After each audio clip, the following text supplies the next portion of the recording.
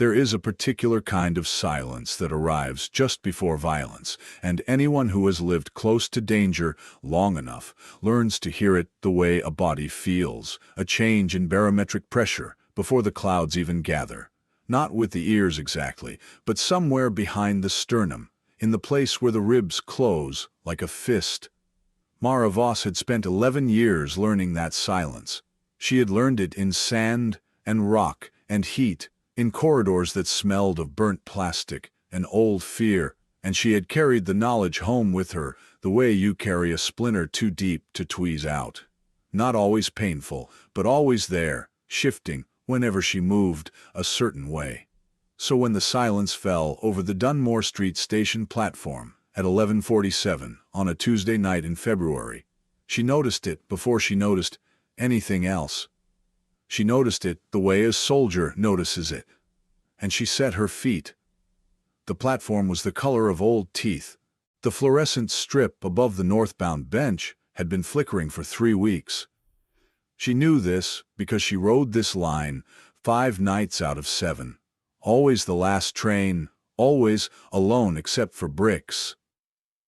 The flickering light threw its stutter across the yellow safety stripe, across the decades of grime layered into the tile grout, across the advertisement for a personal injury lawyer whose eyes had been augmented by a marker pen into something demonic, and across Brics himself, who sat at Mara's left heel with the absolute, coiled stillness of an object that has decided to become heavy.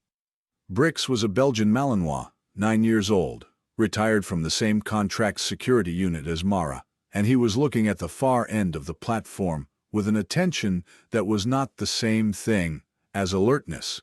Alertness watches. What Brics was doing was measuring. Mara had adopted him with the word retired printed on his decommissioned form, as if that were a thing either of them had any business being. She was 34. He was 63, in the years that matter for a working dog's body, all the cartilage and scar tissue and residue of 10,000 sprint, halt, drop repetitions compiled into a frame that still moved like it had something to prove. The decommissioned form had also said anxiety and unpredictable threshold response, which Mara had read and understood to mean he had seen things that stayed with him, and she had thought, so have I. And that was the whole of her evaluation process. They had been riding the Dunore line for 8 months since she had taken the job as a night logistics supervisor at a cold storage facility 3 stops east, a job that required her presence in a building that smelled of frost and sealed meat and humming machinery, where almost nobody spoke and almost nothing was expected of her except accuracy and duration. It suited her. Brics came with her, settled under the supervisor's desk during her shift, was fed at midnight from a soft-sided cooler she kept in the bottom drawer, and at 11:30 they rode the train home. It was a life. It was the scaffolding of a life anyway, the uprights without the walls, but it held weight, and she was not ungrateful for it. The 4 young men had come onto the platform from the mezzanine staircase 8 minutes ago. She had catalogued them without appearing to.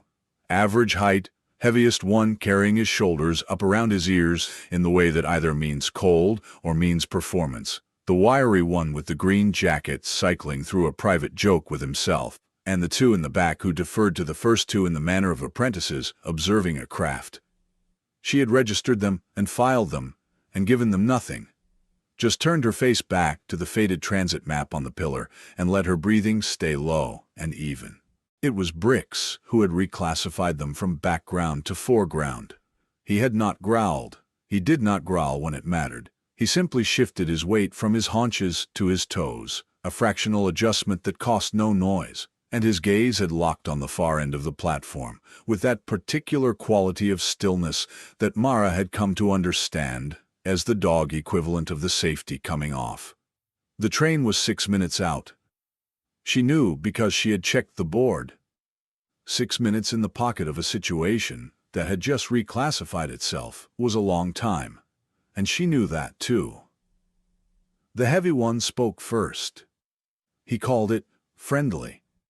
He had a way of making words friendly, that was not unlike the way some knives are designed to slide in, easy, the blade thin enough to feel like nothing until the depth is revealed. He wanted her phone, he said. He said it like the phone was already his, and he was simply collecting it. The other three spread, with the low-effort ease of people who have practiced a geometry that most people only realize they are standing inside when they are already surrounded. Mara looked at the heavy one for one full second. Then she looked down at Bricks. Bricks had not moved, but the coil had tightened. The whole of his body was reading the room the way a good instrument reads atmosphere, without prejudice, without hesitation, as pure data, she said quietly, flatly, without raising or lowering her voice. I'm going to give you a moment to reconsider. The heavy one found this funny. He relayed it to the wiry one in green, and the wiry one found it funnier, and the two in the back received it as permission to close the circle tighter. This is the moment that people who have not trained in close protection tend to misunderstand. The decision to act is never made in the moment. The decision to act is made in the 1,000 hours before the moment, rehearsed until it is no longer a decision, but a response. A muscle the same as any other muscle, already fired before the conscious mind has finished composing its commentary. Mara had made her decision in a gymnasium in Fort Bragg 9 years ago, and again in a hallway in Kandahar 7 years ago, and again on a stairwell in Brussels 5 years ago, and each rehearsal had refined what she had learned first from her grandmother's kitchen in rural Wisconsin. That mercy is not the same as weakness. That restraint is not the same as fear, and that the most powerful tool she had ever been given was a clear understanding of the exact line she was unwilling to cross, and a very firm grip on her position on the correct side of it. She did not cross it tonight, but she did show them where it was. Bricks moved at a command so small, it was barely a breath, a lateral forward shift to her right side, with his head tracking the heavy one, with the kind of focus that only two categories of animal direct at another living thing, predators on prey and professionals on a problem. His ears went to their full military angle, each one an instrument, and the sound that came from his chest was not a bark. It was lower and drier and considerably more informative than a bark. It was a declaration of competence. The geometry on the platform changed. The heavy one took a step back. It was involuntary. She could tell because he checked himself immediately and tried to reissue the step as a casual shift of weight. But the sequence was already in the record, already read by everyone present, including the wiry one, whose running private joke had suddenly found a new and less comfortable punchline. The two in the back had already renegotiated their positions. Mara did not advance. She did not raise her voice. She did not gesture or posture or add any decoration to the situation. She simply stood where she was and let Bricks be what he was, which was 9 years of accumulated expertise deployed with complete control by someone who understood exactly what she was holding. The train arrived in 4 minutes and 30 seconds. They did not feel long. In the 2 minutes after the geometry changed, nobody on the platform moved much. The flickering light flickered. The lawyer's marker pen eyes watched over all of it with demonic impartiality. And Bricks held his position with the absolute patience of a professional who has all night and knows it.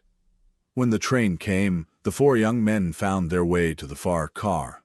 Mara and Bricks boarded the middle, and she sat and he settled at her feet, and after a moment she put her hand down to the top of his head, the way she always did, the same spot, just behind the ridge of bone, between his ears, and she felt the muscle tension ease out of him like a slow exhale.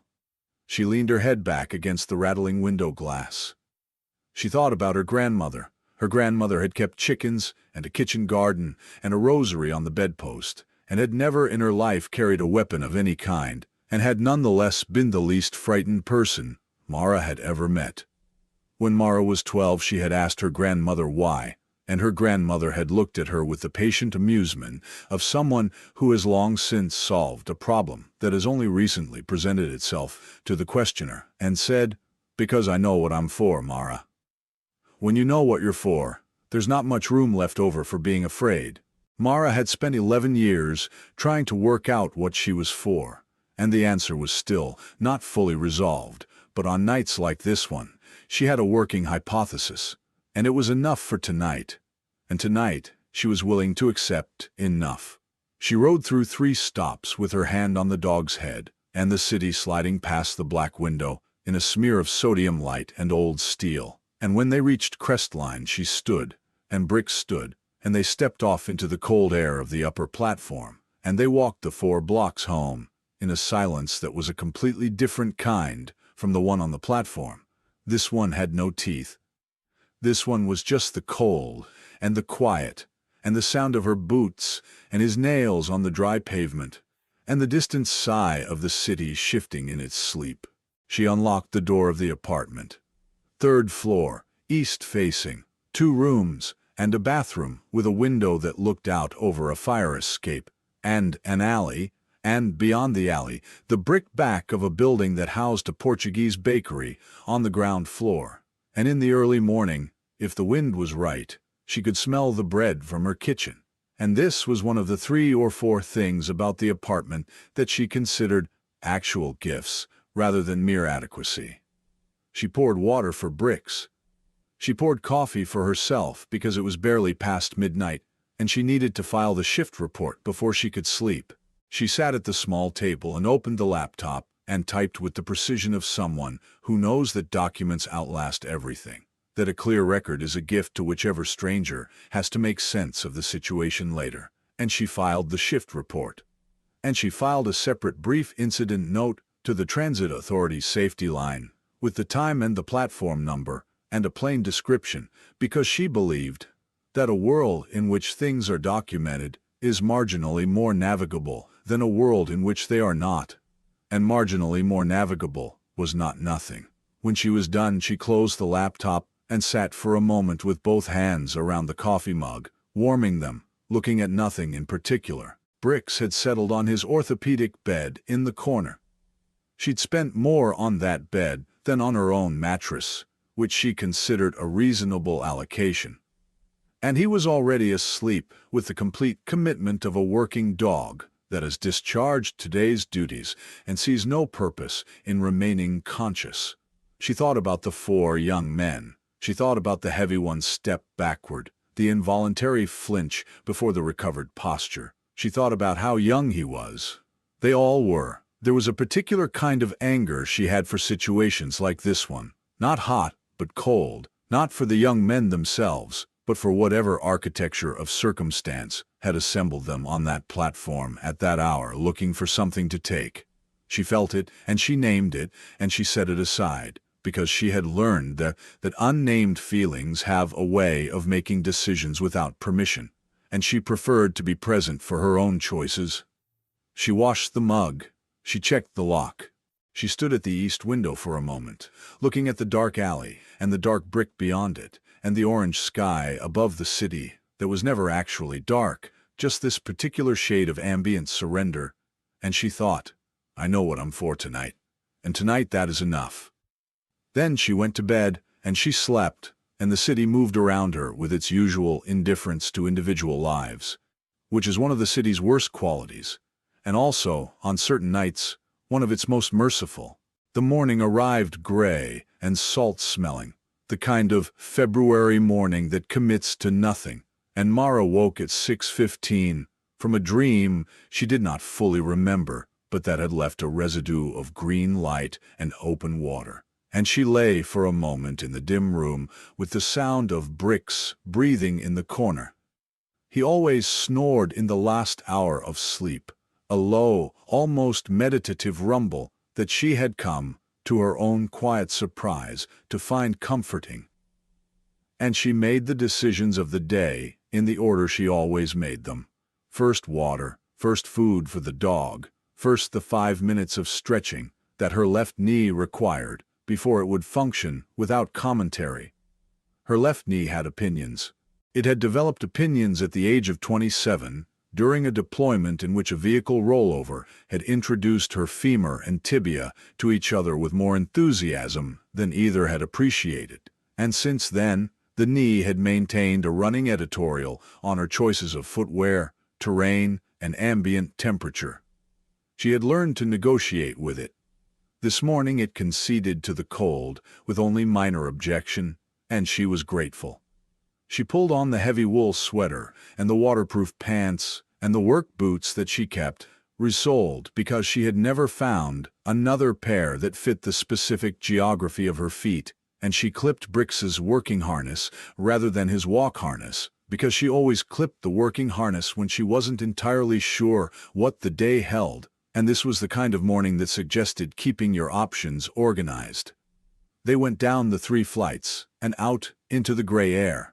The alley smelled of old coal and the first distant breath of bread from the bakery. She was early enough to catch it, and she stood on the bottom step for one moment with her face turned toward it, the way you turn toward a small, particular kindness when you are paying attention. She had a routine. The routine was Crestline Greenway for 45 minutes, the path that ran along the old elevated rail spur, now decommissioned, the rails lifted and the ties buried under packed gravel and hardy grass that turned the color of dry straw in winter. It was her thinking space, which meant it was the space where she tried to let her mind move without managing it, which was considerably harder for her than any physical training she had ever done, and which Brics seemed to understand as part of the job, tracking her mood through some sensory system she had long since stopped trying to decipher. He was at her left heel in the harness, gait easy, nose moving through the cold air with the systematic engagement of a professional reviewer. She watched him work. She always watched him work. There was something in the quality of his attention. The utter commitment to the present, the refusal to revisit the last obstacle or anticipate the next one, the complete presence in whatever this particular inch of air was telling him, that she found instructive, and occasionally she found it shaming, because it revealed how much of her own attention was elsewhere, filed in corridors she was no longer walking, attached to voices she was no longer hearing.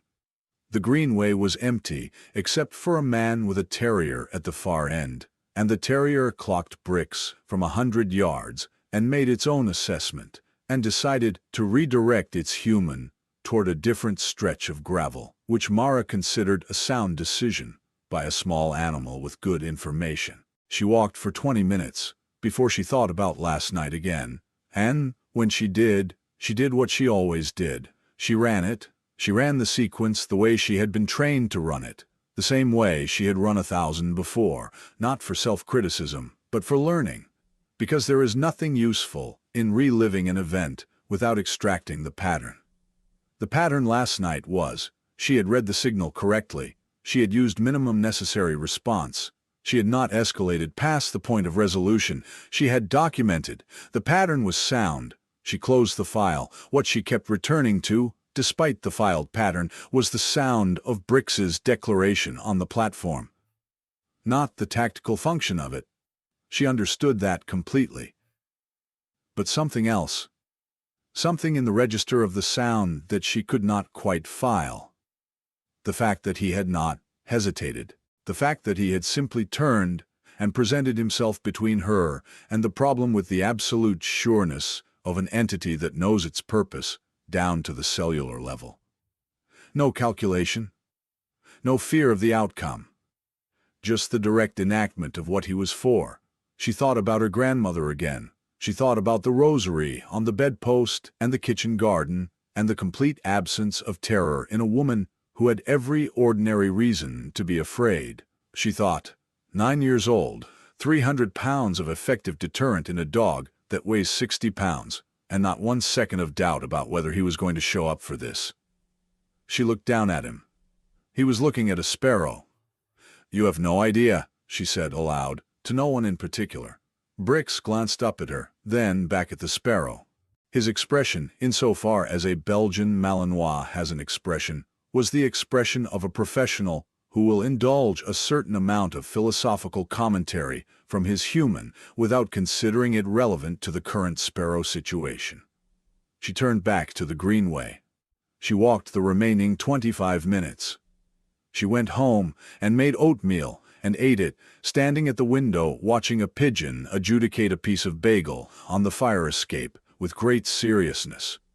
She refilled Brics's water and checked his left rear paw, which had been troubling him slightly, a small callus from the cold ground. And she worked a bit of the veterinary balm into the pad the way his care provider, Dr. Felice Okafor at the Crestline Animal Health Center, had shown her. And she thought for a moment about Felice, who was the driest human being she had ever met. Which was extraordinary, because Felice was also the most genuinely compassionate human being she had ever met, and the combination of those two qualities in one person was a specific kind of rare that Mara had come to deeply appreciate. She had met Felice 8 months ago at Brics's intake appointment, which had been one of the more instructive hours of the past year. Felice had examined Brics with the calm thoroughness of someone reviewing an important document, and had then delivered a 14-point assessment of his health, history, and needs in a tone of voice that implied she expected all 14 points to be addressed without negotiation. And when Mara had asked a clarifying question about the dietary supplement, Felice had looked at her over the top of the chart and said, "You've read the research?" And Mara had said, "Yes." And Felice had said, "Good. Then you know I'm right." And turned back to the chart.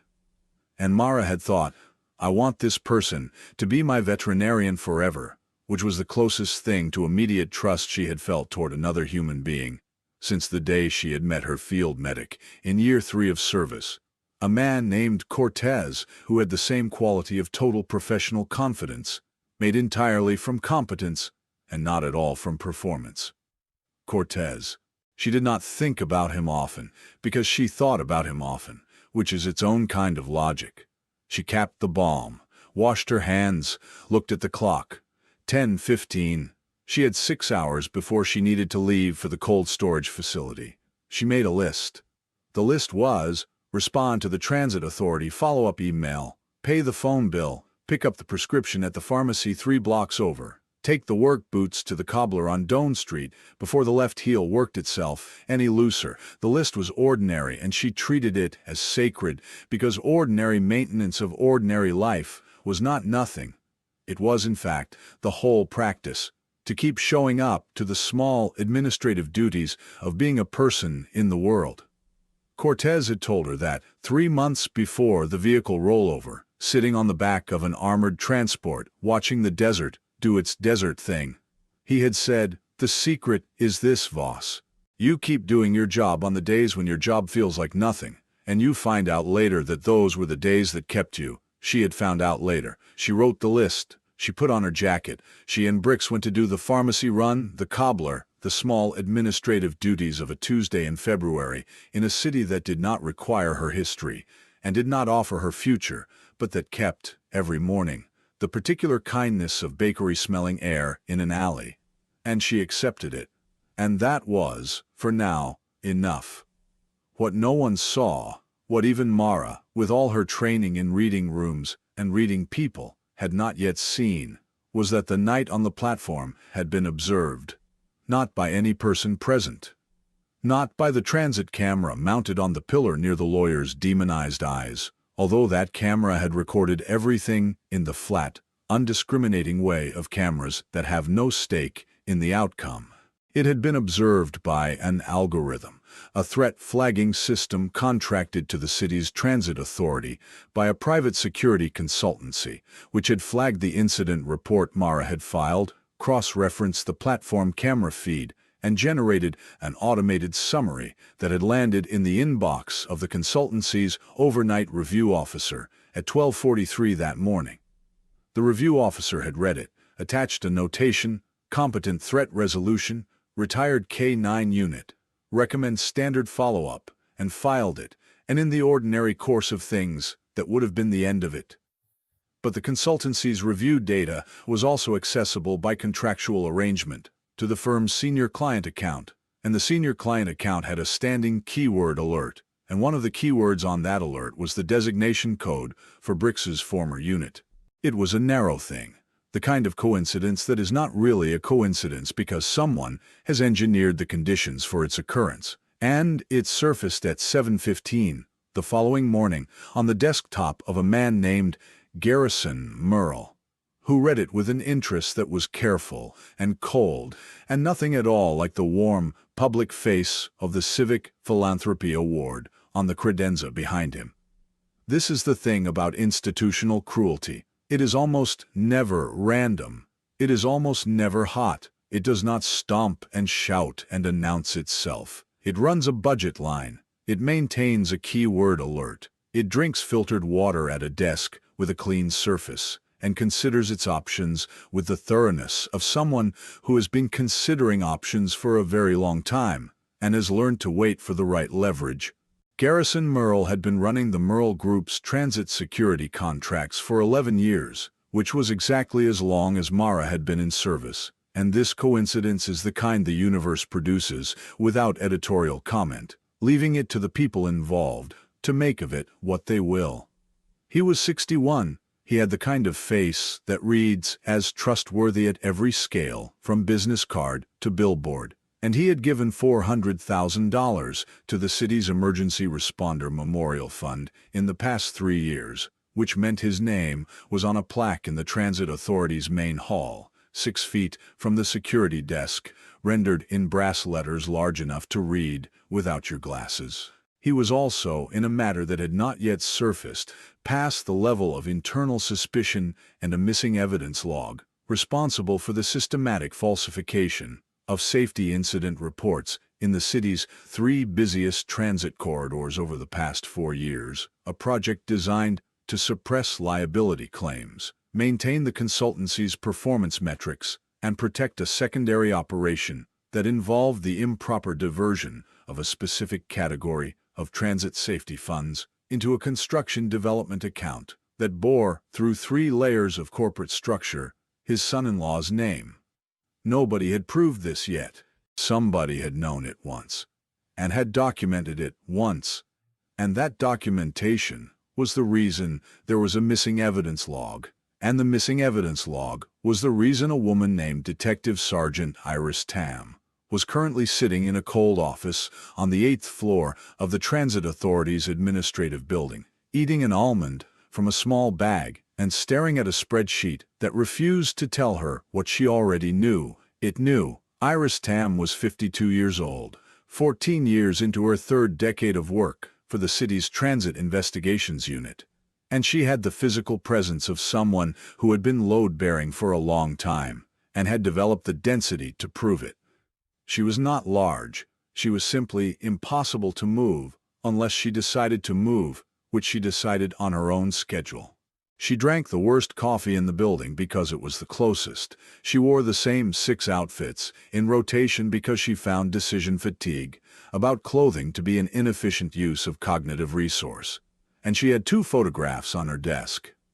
One of her mother, who had died 4 years ago, and one of a man named Perrin Tam, no relation, a transit safety inspector, who had died 3 years ago and whose death had been ruled accidental, and whose case file sat in the locked bottom drawer of her desk because she had never closed it, and she never would until it told her what it knew. Perrin Tam had been the person who built the evidence log. He had not told Iris he was building it because they had not been close. Colleagues only, occasional adversaries in the specific way of 2 highly competent people who read the same data and sometimes reached different conclusions. But he had left her a note in a sealed envelope with the administrative office, the kind of note lawyers call a dead man's switch. And the note had said, "If something happens to me, look at the Merle Group contracts from 2019 onward. Start with the suppression metrics. The numbers have a handwriting." She had looked. She had been looking for 3 years. The numbers had a handwriting, all right. But a handwriting does not convict anyone, and Parent Tam's sealed envelope was currently living in the gray area between private knowledge and actionable evidence. A gray area so wide and well populated that Iris sometimes thought you could hold conventions there. She ate another almond. She stared at the spreadsheet. The keyword alert, when it arrived via the consultancy's cross-agency data share protocol, dropped into her own inbox 30 minutes after it dropped into Garrison Merle's, because she had, 3 years ago, quietly added herself to the flagged distribution list for anything touching the Merle Group's contract records.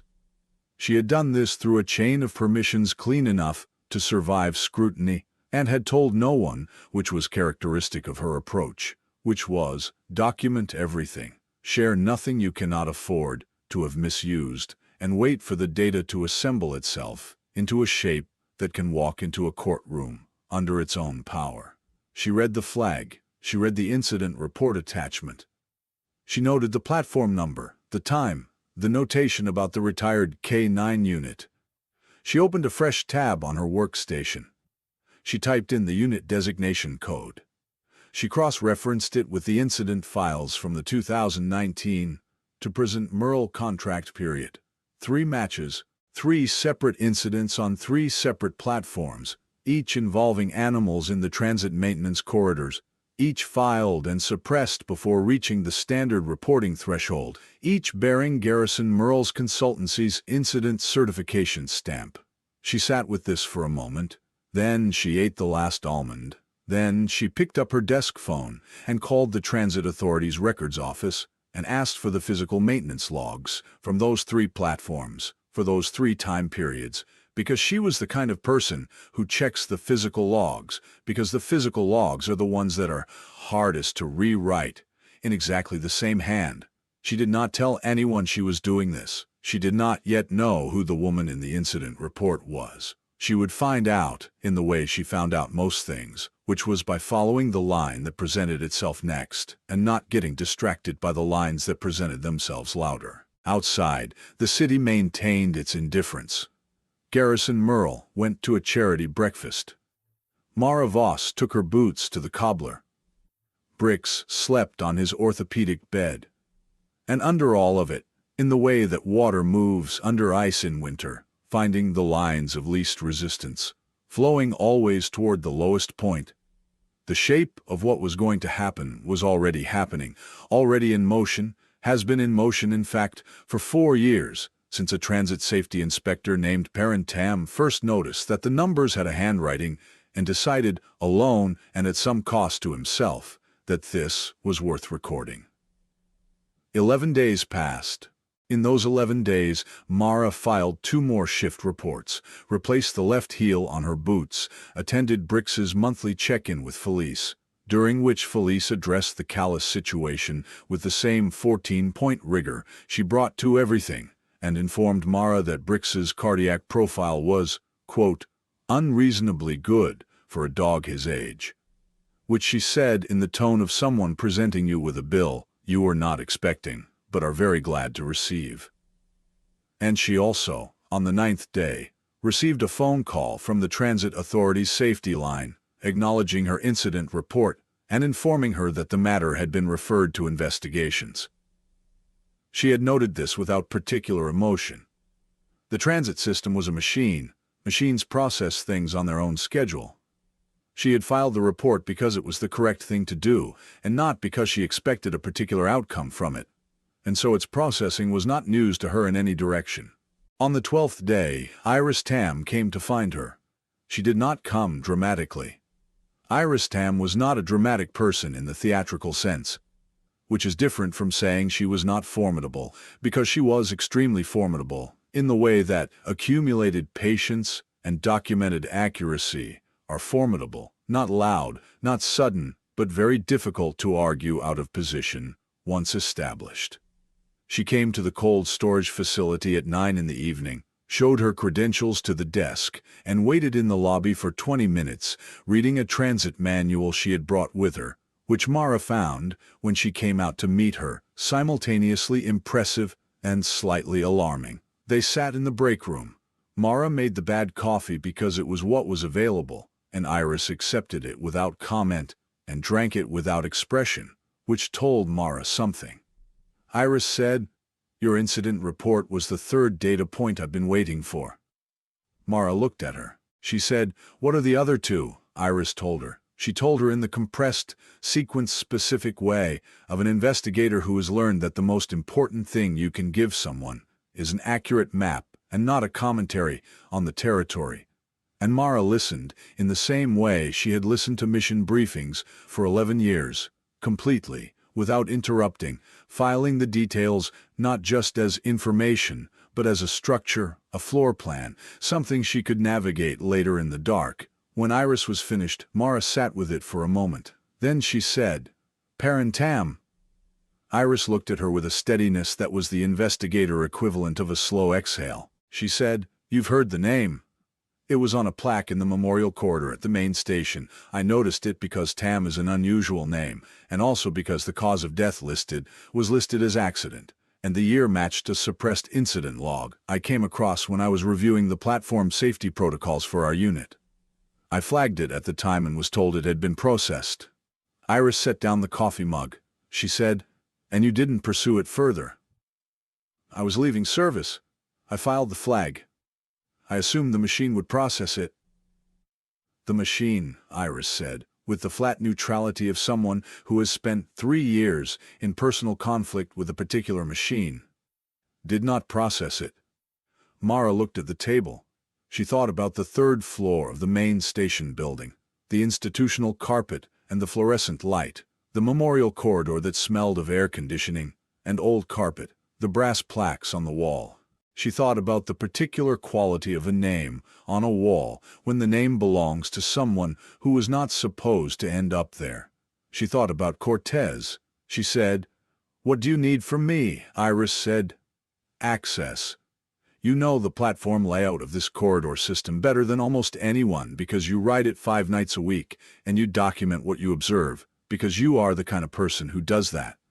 I need your access, and your documentation, and I need you to understand that what I'm building has to be clean enough to survive a legal challenge from a firm with 7 defense attorneys and a charitable endowment." Mara said, "I understand clean evidence." "I know you do. That's why I'm here." They sat in the break room for another 40 minutes. When Iris left, she took with her 8 months of Mara's transit documentation, photocopied, each page signed and dated, a chain of custody established in the break room of a cold storage facility, over bad coffee on a Thursday evening in February, which is where a significant number of important things actually begin, far from the places where important things are supposed to begin, in the ordinary rooms, where careful people sit down and share what they know. Mara walked back through the cold facility to her supervisor's desk. Brics looked up at her from his spot under the desk with the attentive economy of someone who has registered a change in the atmospheric pressure of the room and is awaiting further data. She said, "I know." He put his head back down on his forepaws. He was not, she had long since decided, a dog who wasted energy on situations that were not yet resolvable. She was working on sharing this quality with him. She was not there yet, but she was working on it. She sat down at the desk. She pulled up the shift report template. She did not fill in the part about Iris's visit, because that was not what the shift report was for. She filled in the part that was what the shift report was for. Then she sat back and looked at the facility floor, through the supervisor's window, at the rows of sealed, cold containers under the humming overhead lights, at the quiet and frost-smelling industry of a place that kept things preserved at the exact temperature required for them to remain what they were. She thought about the numbers with a handwriting.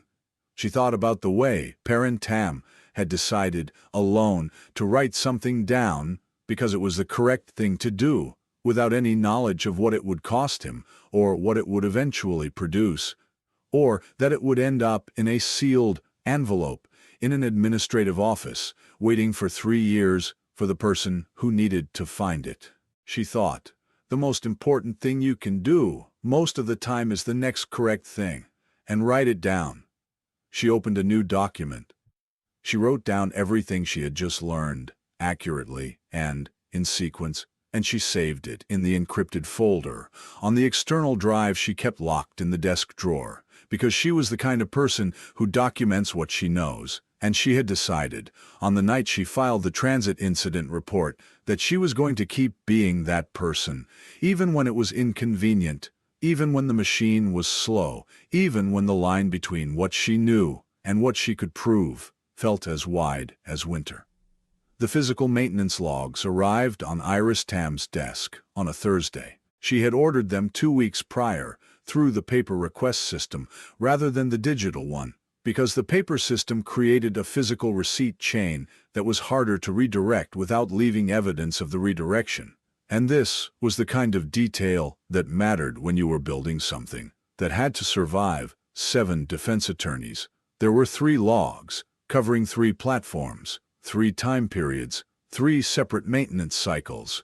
She laid them out, side by side, on the table in the small conference room she used when she needed physical space for physical documents, the kind of work that requires a surface you can walk along, and a window you can turn away from when you need a moment that is not the spreadsheet.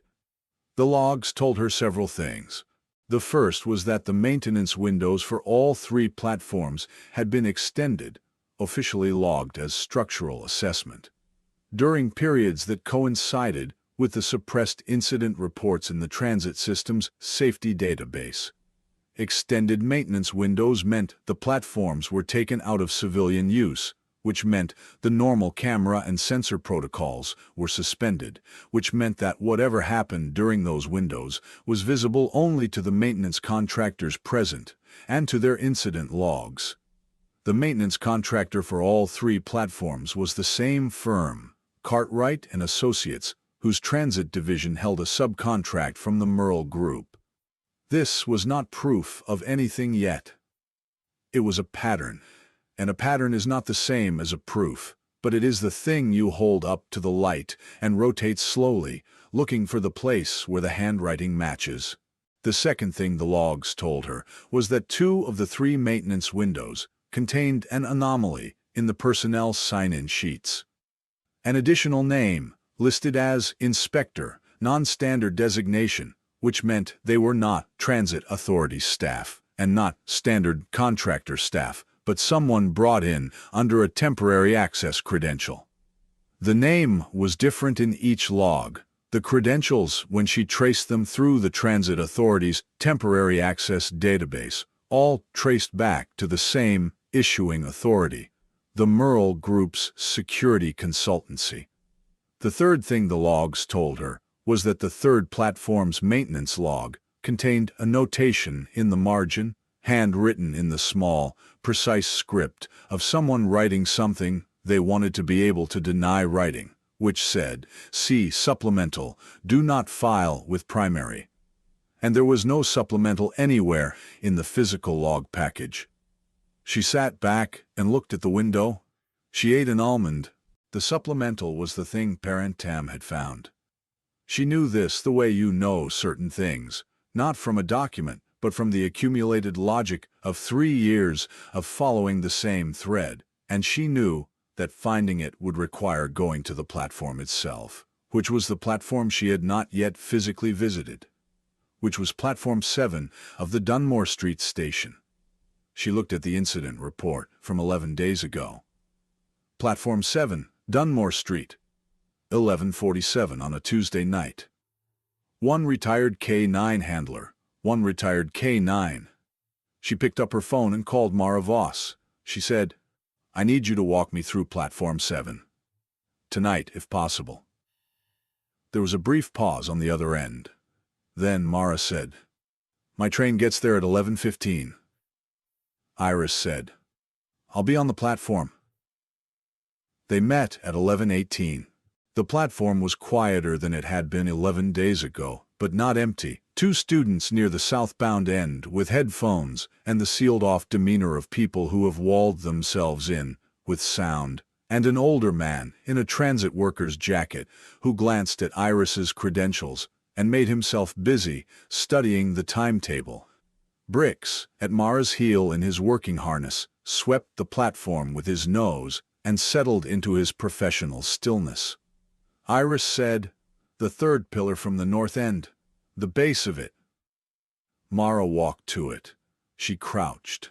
The tile at the base of the pillar was old and had been repaired at some point with a slightly different compound, slightly lighter in color, slightly different in texture. She noticed this not because she was looking for it, but because she was the kind of person who notices when things have been touched. She said, "Someone worked at this tile." Iris said, "Yes." Mara said, "When?" "Based on the maintenance log, between February and April of 2020. Mara was silent for a moment. She traced the edge of the repair with her gloved finger. She said, "What's under it?" Iris said, "That's what I need a warrant to find out, and to get a warrant I need demonstrable cause. Your documentation of the platform access patterns over the past 8 months, combined with the maintenance logs, combined with your direct physical observation of this specific tile tonight as a trained observer, is enough to file for demonstrable cause." Mara looked at the tile. She looked up at Iris. She said, "Parent Tam documented something and put it here." It was not a question. Iris looked at her and said nothing, which was its own kind of confirmation. Mara stood. She looked at Bricks. He was looking at the tile with the calm, professional interest of someone who has registered relevant data and is available for further instructions. She put her hand briefly on his head. She said quietly, "Yeah." They rode the train back to Crestline together. They did not talk much. Iris ate an almond from her coat pocket. Bricks sat beside Mara and tracked the car's small movements with his peripheral vision, and when an older woman got on at the second stop and glanced at him with a particular combination of interest and uncertainty that people often directed at working dogs in public spaces, he looked at her once with great dignity and then returned his attention to his professional responsibilities, which the older woman seemed to find simultaneously reassuring and slightly chastening. At Mara's stop, Iris said, "I'll have the warrant application in by end of week." Mara said, "How long for approval?" Iris said, "If the judge I want is the judge I get. 2 weeks, if not longer." Mara said, "And in the meantime?" Iris said, "In the meantime we document. We do not confront, we do not surveil beyond our legal authority. We do not communicate the nature of the investigation to anyone outside the two of us and the Transit Authority's legal office." She paused. "And we let the machine run. I know you find that difficult." Mara said, "I find it appropriate." Iris looked at her. She said, "Good." And the train doors closed between them. Mara and Bricks walked the 4 blocks home in the February dark. She thought about a man she had never met, writing something down in a small and precise hand in the margin of a maintenance log, because it was the correct thing to do. She thought about the cold tile at the base of the third pillar. She thought about the particular faith required to put something in the ground and trust that the right hands would find it. That faith was not nothing. That faith was, in fact, everything. The warrant came through in 11 days, not 14, because the judge was the judge Iris wanted, a woman named the Honorable Delphine Ose-Adu, who had a documented record of ruling swiftly on evidentiary access applications when the underlying data met her threshold for demonstrable cause, and Iris's application had met that threshold with sufficient margin that the judge had signed it the morning it landed on her desk and added a single handwritten notation in the margin. Scope appropriately bounded. Good work. Iris had taken that notation home and looked at it for a longer moment than she would have admitted to most people.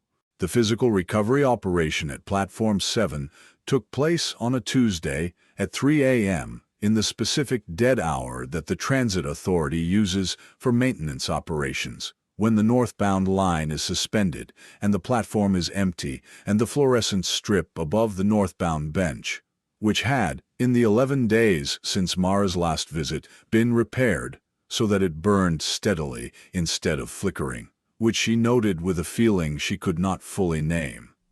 casts its even light over everything, without preference or mercy. Iris was there with a transit authority forensic technician named Rowe, who had the phlegmatic calm of someone who has been called out at 3 a.m. many times and has made peace with it. Mara was there because Iris had asked her to be there, formally, as a documented witness, because Iris was the kind of investigator who builds her chain of custody the way a mason builds a wall, one course at a time, each stone seated before the next is laid. Rowe removed the repaired tile with the careful precision of someone who understands that the manner of removal is part of the evidence. Under the tile, embedded in a sealed recess in the concrete, a recess that had been shaped, not found, shaped by someone who knew exactly how wide a certain object was and had planned for it, was a sealed, waterproof case, the kind used for outdoor electronics storage, the kind that does not surrender its contents to moisture or cold. Inside the case, a slim digital recorder, sealed in a secondary layer of protective film, battery long dead, but the memory card intact. A laminated card beside it, in the same small, precise handwriting that Iris had read in the maintenance log margin, which said, memory card labeled P7-MG-2019/2020. If found, preserve chain of custody. Do not open on-site. P-TAM, April 14, 2020. The date was 3 months before Parent Tam's accident. Iris put on her evidence gloves. She lifted the recorder out of the recess with both hands. She did not speak. The fluorescent light burned steadily above all of them. Rowe photographed everything from 4 angles. Mara stood back and watched, and breathed evenly, and thought about the 12 months between a man writing something down in the margin of a log, and a man writing a note to be found by strangers, and the trust that had to live in that 12 months for both acts to make sense. The trust that the thing you document will reach someone who can use it, even if you are not there to see it. Even if the path from here to there requires a sealed envelope and a waterproof case, and 3 years and a keyword alert, and a woman on a late-night platform with a retired Belgian Malininoa. Trust is not optimism. It is not the belief that things will go well. It is the decision to do the next correct thing, in the knowledge that the outcome is not yours to control, and the willingness to live in the space between the act and the result, without requiring that the space be comfortable. She had learned this from Cortez too, but she had not had a word for it until now. The memory card was processed at the forensic unit by 9 that morning.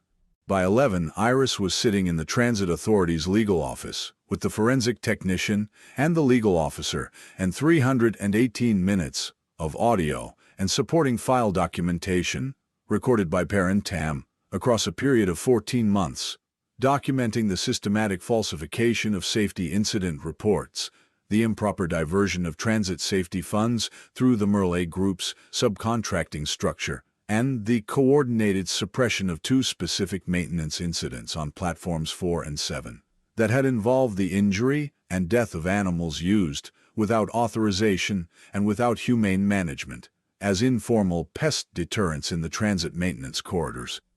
An arrangement that had been agreed to, in a recorded conversation, by a senior representative of the Merle Group, identified by Parent Tam's notation as G. Merle himself. The legal officer listened to 40 minutes of the documentation, then asked everyone to step out of the room for 5 minutes, and then called them back in and said, in the compressed, precise language of institutional consequence, I'm referring this to the district attorney's office as of this afternoon. I'm also notifying the city's Transit Oversight Board, and I need everyone in this room to understand that from this moment forward, everything touched by this investigation is under legal hold, and this office's documentation protocol, everything, nothing informal, nothing off the record, is that understood? Everyone understood. Garrison Merle was informed of the investigation by his attorneys on a Thursday morning. He received the information with the composed, unhurried manner of a man who has planned for contingencies and had already begun, in the 48 hours since the warrant was executed, to make certain adjustments to certain documents and to have certain conversations with certain people. He was confident, in the way that men who have operated behind institutional respectability for 11 years become confident, that the distance between what investigators suspect and what they can prove in a courtroom is a distance he had crossed before. He had not yet understood that Tam had spent 14 months closing that distance from the inside. Over the following 6 weeks, 3 of the Merle Group's subcontractors provided cooperation agreements to the district attorney's office. 2 of them cited conscience. 1 cited his attorney's advice, which amounted to the same thing. The cooperation agreements provided testimony corroborating the audio record, named the specific personnel present at the platform incidents, and confirmed the financial structure of the fund diversion scheme in sufficient detail that the forensic accountants the DA's office assigned to the case said, with the measured satisfaction of people who spend their lives looking for exactly this kind of clarity, the numbers match. Garrison Merle's attorneys filed 2 motions to suppress in the first 4 weeks. Both were denied. They filed an evidentiary challenge to the chain of custody of the memory card in week 5, arguing procedural deficiency in the warrant application. The challenge was reviewed by the Honorable Delphine Ose-Adu, who had signed the warrant, and she denied it in a written ruling that was 11 pages long and described in the precise vocabulary of evidentiary law why every element of the chain of custody was intact, appropriately bounded, and admissible. The ruling's last paragraph used the phrase exemplary investigative methodology, which Iris Tam read in her office, and then sat down and looked at the photograph of Tam on her desk for a long time. She did not cry in her office. She cried in her car, in the Transit Authority parking structure, with the radio off and the engine running for warmth, for about 4 minutes, and then she blew her nose, and she drove home, and she made herself a meal that was not almonds, and she sat at her kitchen table and ate it in the quiet of a late winter evening. And she thought about a man she had not known well enough and had not told, while she had the chance, that what he was doing was right, and that it would matter, and that somebody would come along with the right skills, and the right access, and the right patience to use what he had built. She had not told him. She could not tell him now. But she could make sure that what he had built was used exactly as well as it deserved to be used, and she intended to, and that was not nothing. That was, in fact, everything she had left to give him. The memorial corridor at the main transit station had 16 plaques, 16 names, 16 sets of dates, 16 rendered lives reduced to brass and mounting screws, and the institutional grammar of loss. Mara walked the corridor on a Saturday morning in April, 3 months after the warrant, 6 weeks into the formal prosecution proceedings, with Bricks at her heel and the spring light coming through the high windows, in the bars that spring light makes on institutional tile, in the late morning when the angle is right. She stopped at the plaque for Tam. She read the name and the dates. She read the listed cause, accident, and she thought, not for much longer. Because one of the things the district attorney's office was now formally investigating, based on the testimony of one of the cooperating subcontractors, was the events of the night that Tam died, and the formal investigation had the specific gravity of a thing that has been permitted to move on its own terms, no longer held in place by the weight of institutional silence. She did not know if the investigation would change the plaque. The law does not mandate monuments. The law mandates procedure and evidence in a standard of proof, and whether those standards were met here was not yet resolved, and the resolution would be slow and documented and untidy, and would probably not happen in a single dramatic moment, but would accumulate, the way water accumulates behind a small obstruction. Gradually, and then all at once, and then the plain fact of the new landscape. She stood in front of the plaque for a long time. She thought about the faith required to put something in the ground. Then she looked down at Bricks, who was looking at the plaque with the interested gravity of a professional examining relevant data. She said quietly, He did the next correct thing. Every time. Brics looked up at her. His expression was the expression of a 9-year-old Belgian Malinois who has spent his entire career watching humans discover things they could have figured out earlier if they had been paying closer attention, and who has made peace with this pattern, and who does not consider it productive to editorialize. She smiled. She had not smiled in the memorial corridor before. It surprised her. She put her hand on his head. She said, Yeah, I know." They walked out into the April morning, and the spring light was doing the thing spring light does to a city that has been through a hard winter, which is to land on everything at an angle that makes it look like it was put there on purpose, like the whole arrangement was intentional, like the broken and the rebuilt and the still breaking were all part of a composition that had a logic you could not see from the center of it, but could begin to make out from here, from the edge of it, from the point where you have done the work and are now in the part where you wait, with open hands, for what comes next.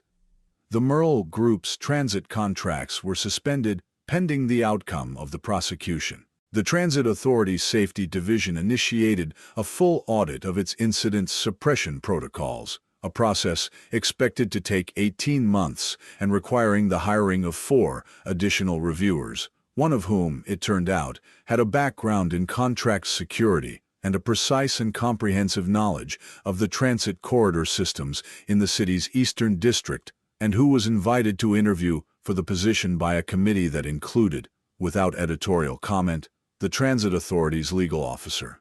Mara interviewed on a Wednesday. She wore the wool sweater and the Risolid boots. She brought no materials beyond a copy of her documentation record, which filled a folder that was not thick exactly but was entirely sufficient. Every page signed and dated, the chain of custody intact. She answered every question completely and without embellishment. And when the committee asked her what she thought the purpose of an audit was, she said, "It is to build a record accurate enough that the next person who needs to know what happened here doesn't have to find it under a tile at 3 a.m. There was a brief pause. Then the legal officer said, "When can you start?" She started in June. Her office was on the 5th floor of the Transit Authority's administrative building, which had a window that faced east, and on clear mornings, she could see from that window a strip of pale water at the city's edge, where the river made its turn south, and she had found, to her own mild surprise, that she liked having a horizon to work toward, a fixed distance to locate herself against, something to measure the day by other than its duration. Brics came with her to the office. The Transit Authority's facilities manager had initially had procedural questions about this arrangement, which Mara had answered in the precise and document-supported manner she brought to all procedural questions, and the facilities manager had reviewed the documentation and determined that the arrangement was within the Transit Authority's service animal accommodation policy, which it was, comprehensively, and the procedural questions did not recur. Brics slept under her desk during the day and monitored the document review process from the perspective of someone who has already seen every kind of human error and has no opinions about it, beyond a preference for accuracy and a professional willingness to sit with whatever needs sitting with for as long as it takes. Felice Okafor, at the Crestline Animal Health Center, noted at Brics's July check-in that his secondary cardiac indicators had actually improved since his last visit, which she attributed to reduced ambient stress levels in his environment, and she made this observation in her standard tone of calm forensic delivery, without sentiment, and Mara received it in the same spirit, and said, "We both have better hours now," and Felice said, "The hours matter," and Mara said, "Yes," and that was the entire emotional content of the conversation. And it was more than sufficient. On a Thursday in late September, the district attorney's office released the preliminary findings of the Merle Group investigation to the public record. The release was procedural and documented and did not have the particular quality of drama that public events of consequence often accrue in the telling, because actual justice rarely does. It is slow, it is documented, it is tedious in the way that all careful work is tedious. And it requires exactly the kind of patience, that very few people find interesting to watch in real time. But that is, in fact, the whole of the work. Garrison Merle's attorneys indicated they would contest the findings in a statement that was released the same afternoon, and that contained, Mara noted, the word justice twice, which she thought was instructive. Iris Tam, when asked for a comment by the Transit Authority Communications Office, said, "The evidence speaks for itself. That's why we documented it. This was printed in the record." Mara read it and thought, yes, that is exactly the sentence. The memorial corridor plaque for Perrin Tam had not been changed. The investigation into the events of his death was ongoing and would remain ongoing for some additional time, the DA's office having indicated that this was a complex, evidentiary matter requiring careful assembly. Iris understood this. She had spent 3 years with a sealed envelope and a locked drawer. She could wait. She was, by this point, a professional at waiting, in the way that people become professional at things they have had no choice but to do for long enough that the choice becomes irrelevant. She waited because it was what the situation required, and because she had learned that the alternative to waiting with patience was waiting with suffering, and she preferred to be useful in the interim, and there was a great deal of useful work to do. One afternoon in October, Mara was walking the Crestline Greenway with Bricks. The afternoons were hers now, the work schedule arranged for morning and early afternoon, which was a luxury she had not previously permitted herself, and was still, in October, adjusting to accepting.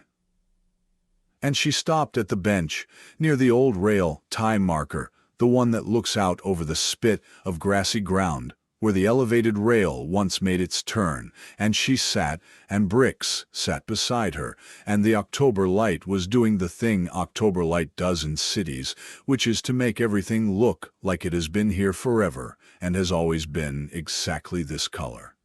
She thought about the cold tile at the base of the third pillar. She thought about the sealed, waterproof case and the note in the small, precise hand. She thought about the transition from a document found to a document used, the long, tedious, beautiful arc of it. She thought about Cortez, who had told her that the days you keep doing your job without knowing why are the days that keep you, and who had been right about this in ways she was still discovering. She thought about 4 young men on a subway platform, and a geometry that changed, and a dog who had turned without hesitation between her and the thing that was coming. She thought about her grandmother's kitchen. She thought about the specific quality of not being afraid that comes not from the absence of danger, but from the knowledge of what you are for. She put her hand on Bricks's head. The October light settled on the old rail ties, and the dry autumn grass, and the quiet river of gravel path that ran through it, and a sparrow landed on the bench back and looked at them both with the bright and entirely unembarrassed interest of a small bird who is determined that they are not a threat and does not require this conversation to be more than it is. Bricks looked at the sparrow. The sparrow looked at Bricks. A professional assessment passed between them in both directions, and the sparrow found the bench unproductive and moved on, and Bricks returned his gaze to the middle distance, and Mara sat with her hand on the top of his head and felt the October light on the back of her neck, warm enough for mid-October, genuinely warm, and thought, this is enough, not as a compromise, not as a consolation, as a fact, this is actually enough. She had not expected that. She had not expected to sit on a bench in a park on an October afternoon and find that the word enough had changed its meaning, had shifted from the word you use when you have given up wanting more to the word you use when you realize that what you have is, in its actual substance, full. Not complete. She did not think in terms of completion anymore, completion being the kind of concept that implies a finished thing. And she was not a finished thing. None of them were. Bricks, or Iris, or Felice, or the memory of Cortez, or the memory of Perrin Tam. All of them in various stages of the work, the long, ongoing, careful, documented work of doing the next correct thing, but full. Present. Real. She sat there for another 20 minutes. A jogger passed, a child on a bicycle, small and fiercely determined. A pair of older women, walking with the brisk efficiency of people who have resolved not to let the season get the better of their pace. The light moved, as light does, unhurried, committed to its own schedule, indifferent to whether anyone is watching, and yet somehow most itself when someone is. Then she stood.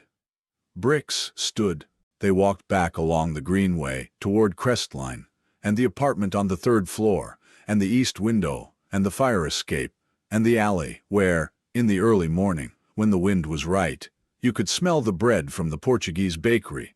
She thought, I know what I'm for, not perfectly, not completely, not with the absolute cellular certainty that a 9-year-old Belgian Malinois brings to a subway platform at 11:47 on a Tuesday night in February, but enough to show up tomorrow, to file the next report, to sit with what needs sitting with, to hold open the space between the correct act and the uncertain outcome, with the patience of someone who has learned, slowly, at some cost, that this holding is not failure. It is, in fact, the practice. It is the whole of the practice. You do the next correct thing. You write it down, you trust the record to find the right hands. And you live in the meantime in the specific and ordinary and genuinely sufficient grace of the morning bread smell and the October light and the dog at your heel who has never once doubted what either of you are for, and who demonstrates this not through words, which he wisely does not bother with, but through the simple and complete act of being present.